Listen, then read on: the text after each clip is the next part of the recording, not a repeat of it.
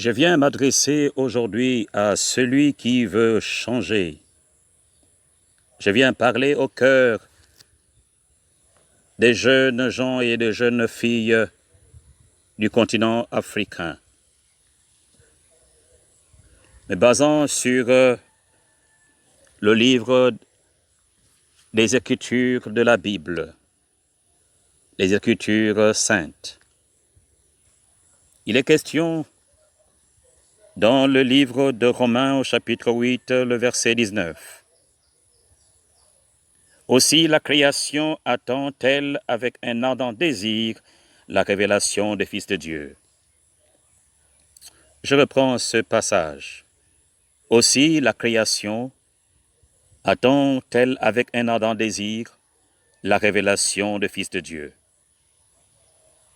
Je voudrais alors parler de la révélation des fils de Dieu. La révélation des fils de Dieu. Entendons-nous ici que Dieu, lorsqu'il parle de ses fils, la première notion qu'il va donc émettre dans les Saintes Écritures, il parle de ses anges. Il dit de ses anges, ce sont ses fils. Une autre partie de la Bible où il parle de son fils, il parle de Christ. Mais comprenez que dans la dimension où il parle de lui en tant que fils, c'est parce que dans la suite de l'histoire, nous verrons qu'il va être le premier-né d'entre les morts, c'est-à-dire le ressuscité. Puis il parle de ceux qui ont été engendrés par la parole de vie, c'est-à-dire ceux qui ont reçu Christ dans leur vie. Il parle de ceux-là comme de ses fils. Mais il parle aussi de son peuple qu'il a racheté, son peuple qu'il a choisi, comme faisant partie donc de ses fils. Il s'agit là du peuple hébreu, les Israélites. Donc aujourd'hui, que ce soit dans le livre de Ésaïe ou dans plusieurs autres parties de la Bible, nous voyons la notion de fils où Dieu parle à son fils. L'Ecclésiaste parle à son fils, le Proverbe parle donc de ce père qui parle à ses fils. Puis nous arrivons dans le Nouveau Testament, c'est-à-dire la Nouvelle Alliance. Et là, Paul cite cette parole des Saintes Écritures que aussi la création, ici on parle de la création, c'est-à-dire tout ce qui a été créé, tout ce qui est naturel. La création attend avec un ardent désir la révélation des fils de Dieu. Dans la compréhension de la création et de celle des fils de Dieu, au niveau des êtres humains, nous mettrons une démarcation dans le sens que dans Jean 1, le verset 12, la Bible dit, je cite, « Mais à tous ceux qui l'ont reçu, à ceux qui croient en son nom, elle a donné le pouvoir de devenir enfants de Dieu. » Fin de citation. Elle est mise pour la parole, donc donne le pouvoir de devenir enfants de Dieu. Et lorsque ces enfants grandissent sur la base des principes de Dieu, alors ils deviennent des fils, c'est-à-dire ayant la capacité de prendre des décisions, de diriger, d'orienter, tel que le Père le ferait s'il était sur terre.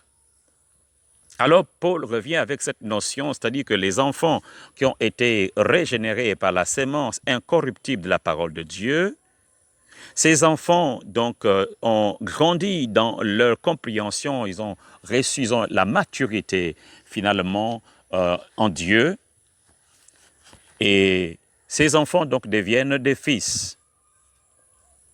Et à ces fils, finalement, il va donc adresser le message en disant que la création, c'est-à-dire les êtres humains, tous les êtres humains qui ne sont pas dans l'alliance de Dieu par Yahushua et qui donc restent dans la catégorie de la création, c'est-à-dire que ces êtres croient qu'on peut être libéré ou autrement qu'on peut vivre notre vie avec les principes humains, faisant notre propre justice, établissant nos propres lois. Et ce que nous voyons aujourd'hui où les hommes appellent maintenant ce qui est ténèbres lumière et ce qui est bon, ils appellent cela mauvais.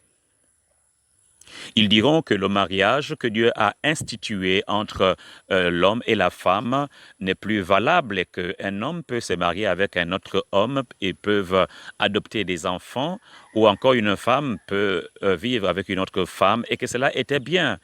Et la nature, finalement, leur nature atteste, approuve cela. C'est une sorte d'obscurantisme qui est entré dans la mémoire et qui fait que finalement leur justice vient à l'encontre de la justice de Dieu. Donc, mais lorsque finalement ces enfants des ténèbres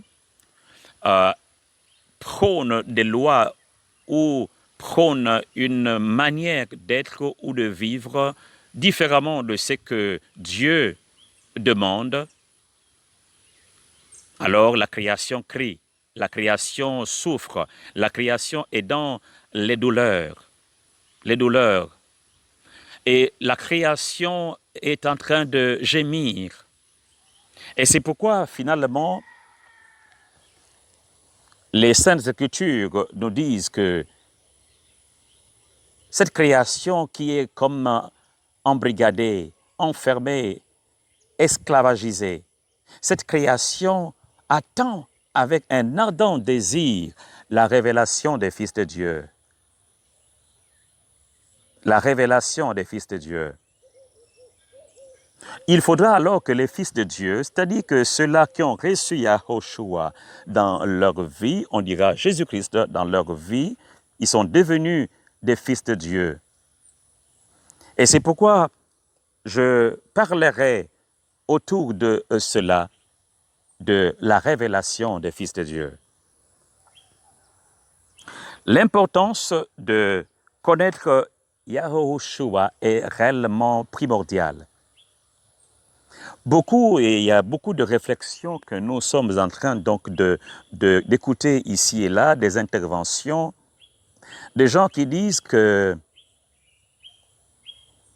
le christianisme est une religion importée et qui a fait en sorte que nos coutumes ancestrales soient alors ôtées. Je veux restaurer quelque chose parce que c'est une moitié de la vérité. L'autre partie, nous devons donc comprendre et restaurer l'histoire. Quand nous regardons, quand nous sondons réellement l'histoire, nous comprendrons que le christianisme n'est pas une religion de l'Occident. Je voudrais que nous puissions comprendre cela, que le christianisme n'est pas une religion de l'Occident. Dans un des volets des valeurs africaines, je parlais un peu de comment est-ce que d'où Abraham a été-il appelé, et autrement dit, de quelle région Abraham venait-il? Et je parlais d'Ur en Chaldée, et Ur en Chaldée ne se trouvant pas dans le Moyen-Orient, comme on l'a toujours dit, mais plutôt dans la Babylone ancienne, qui est donc la Nubie, où la Nubie se trouve au Soudan présent.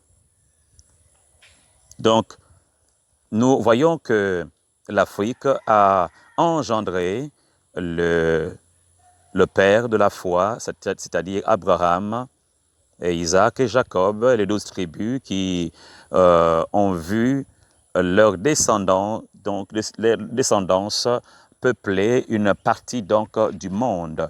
Et la première partie, donc les 10 tribus, sont parties en captivité vers les années 600 et quelques avant Jésus-Christ. Et par la suite, les tribus donc de Juda et de Benjamin ont peuplé le royaume Congo. Les tribus de Juda et Benjamin ont peuplé le royaume Congo.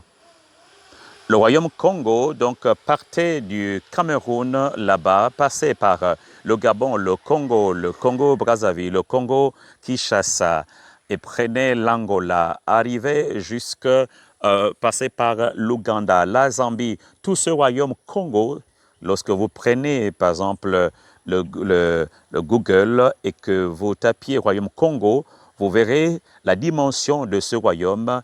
C'est le royaume des Bantous. Et les Bantous, justement, c'est le peuple de Juda qui est resté là et qui, par la suite, va avoir une véritable foudre s'abattre sur lui dans les années 1441, 42 et suite, l'esclavage, la traite négrière, puis l'esclavage, et qui va donc finalement être aboli officiellement, disons cela, va être aboli textuellement, parce qu'il y a des textes vers les années 1888, fin de l'abolition, fin de l'esclavage normalement.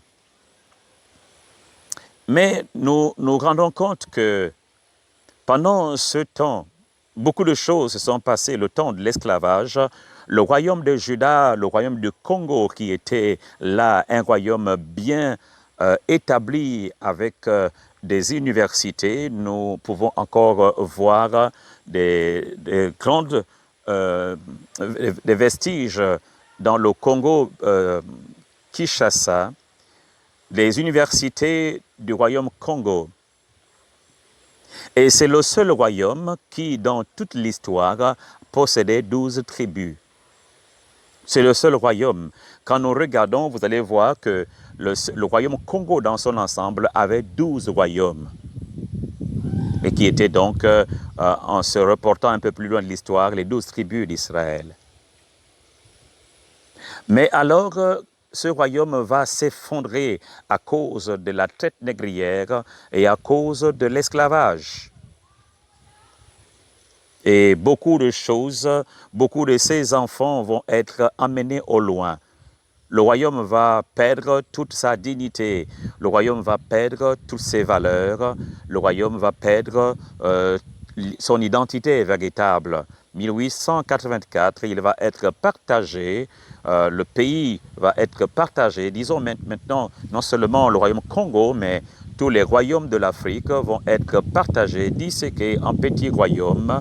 Et nous voyons par exemple que les écrans vont être partagés entre la Côte d'Ivoire, le Ghana, une partie au Togo. Et ici et là, beaucoup ne s'appelleront plus peuple et camp, même si dans le fond, nous pouvons retrouver certaines personnalités qui connaissent. Mais les gens s'appelleront Ivoiriens ou Togolais ou Ghanéens.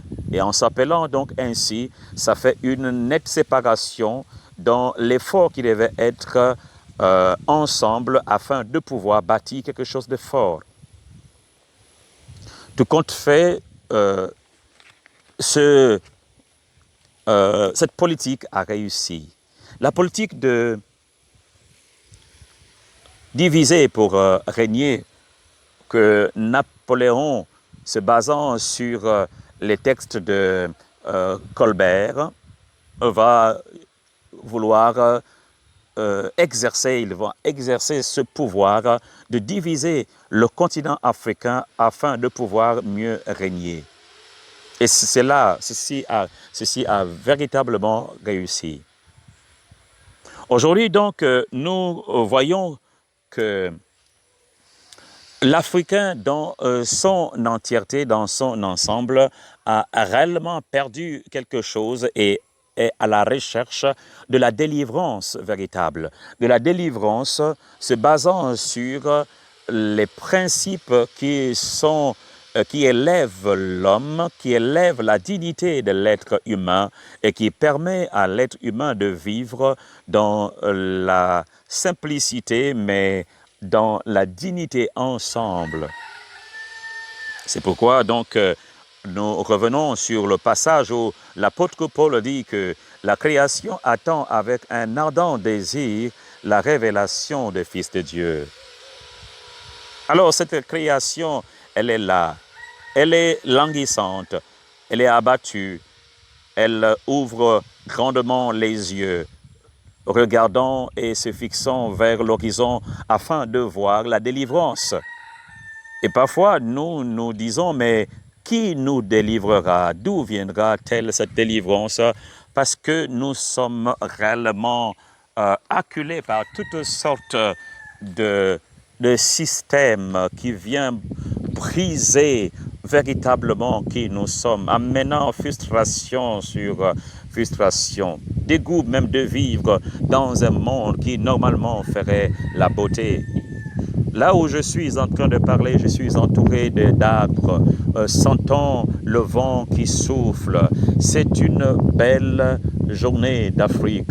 Mais comprenez-vous que autour de cette image que je viens de peindre se trouve la douleur de l'Afrique, la douleur des enfants africains qui crient et qui crient encore plus fort parfois que nous n'entendions pas. Oui, que nous ne saurions pas quel genre de cri, est-ce les pleurs ou est-ce un genre de rire abusé. Rendons-nous compte que toutefois cette Afrique est en train de pleurer afin de recevoir la délivrance.